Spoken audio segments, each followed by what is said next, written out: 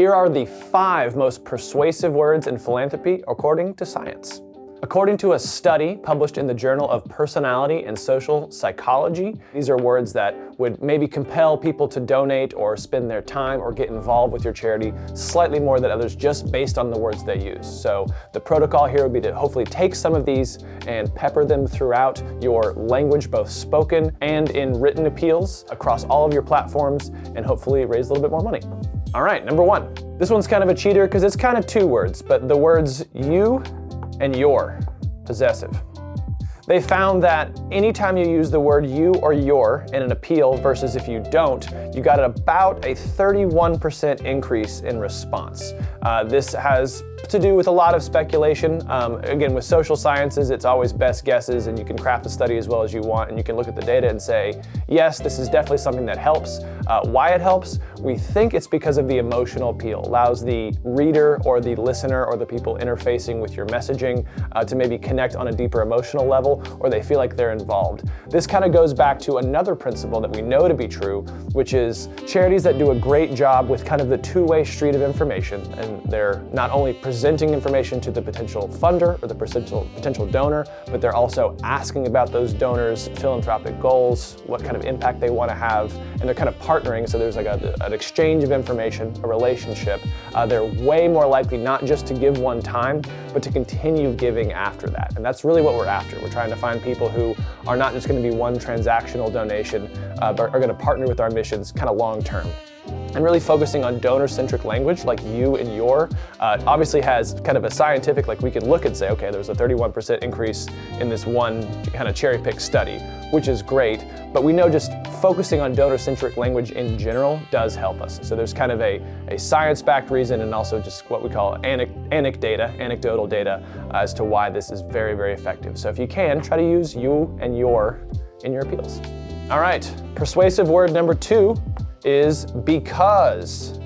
And again, these sound pretty simple, but a lot of times we don't talk about the why behind the gift. The study found that the compliance of the donor, if you're asking them to do something, the call to action was increased by 60%, which is pretty crazy. Again, these are cherry-picked social studies, so take the data itself with a grain of salt. We don't know if, like, oh, you're going to automatically get a 60% increase in your revenue just because you're throwing the word because in, but it really is just informative to the word of here's the why behind the thing we're asking you to do. Obviously, on your website, on your appeal, if you're sitting down with a donor, the thing that you want to do is explain the need, explain the cause, and then ask for help. But the because kind of connects the final outcome to the piece that you're responsible for. What I mean by that is we need additional square footage in our facility. Like, that's great. Obviously that costs money. I can ask for money to buy a new building or to rent out new space or to build a new space or to expand or something.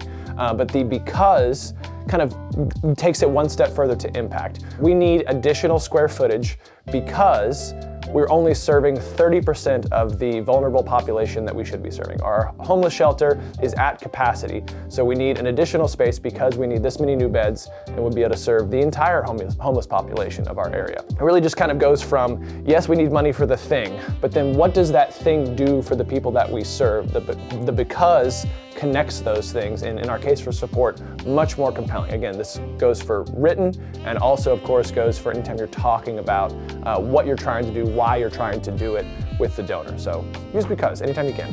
Hey, thanks for checking out our video. If you're getting value out of this but would like something more personalized, you can book 30 minutes with one of our experts to see if you qualify for our support services. Link below in the description. All right, persuasive word number 3 is impact. This is the kind of thing that will have impact on X, Y, and Z. There's some bonus words that kind of fall into the same category. So you can also use interchangeably results and or outcome. These are all kind of offshoots, not quite the same thing, but what we want to talk about, the concept that we're looking at for impact here is the good that your money does. It is great to ask for donations and talk about the wonderful work that you do. Say, we're an animal shelter and we help animals. that's clear, and most people who give to an animal shelter understand that they're helping animals, but we want to talk about the specific impact that we're having. I say, hey, there's this problem that we found addressed. There are this many strays, or this many animals that don't have homes, or this many this, or we need food, or we need medicine, or we need more crates, or toys, or we need a bigger play area, or whatever the thing that you need is, but to talk about the impact of what that will do for that animal population, or what are the results, what are the outcomes if we are to raise this money.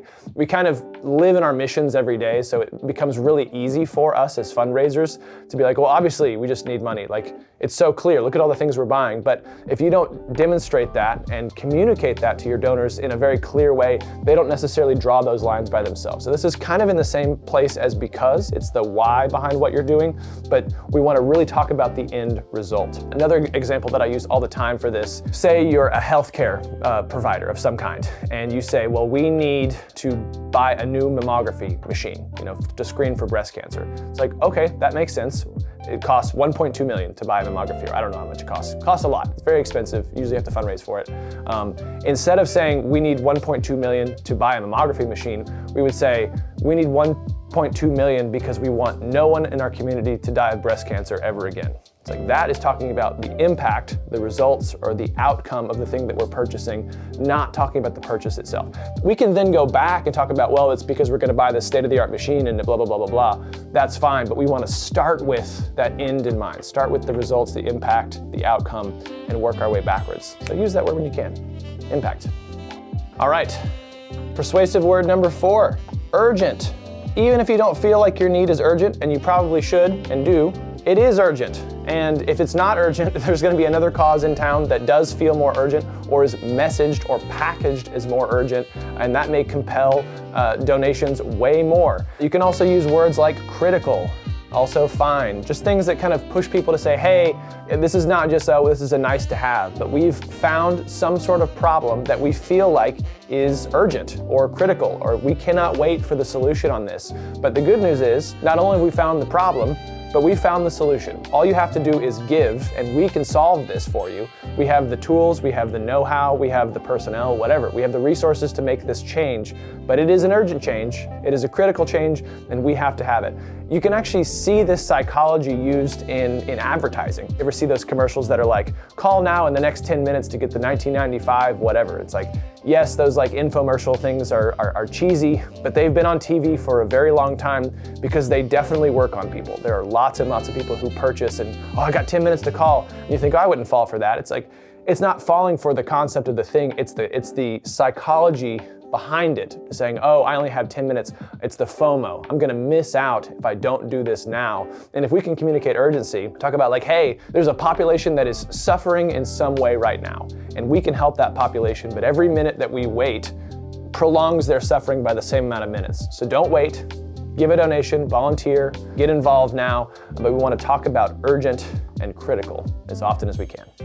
And finally, persuasive word number 5, this is actually 2 words, thank you. Seems obvious, and you're thinking maybe, oh, this is something that you say after the gift, but if we lead with thank you, most of the time, people will A, pay more attention. If you start with a thank you in a paragraph, or you start when you sit down with a donor, hey, thank you so much for your time. Thank you so much for your past support. You're way, way more likely to get an engagement. So the way that we'll actually craft this into some language is using thanking a previous gift to kind of springboard us into the next gift. So we'd say something like, thank you so much for your donation last year of $500. We were able to, let's use the animal shelter case, we were able to purchase 3 crates that are big and comfortable for dogs, and there have been dogs in all 3 of those crates all year.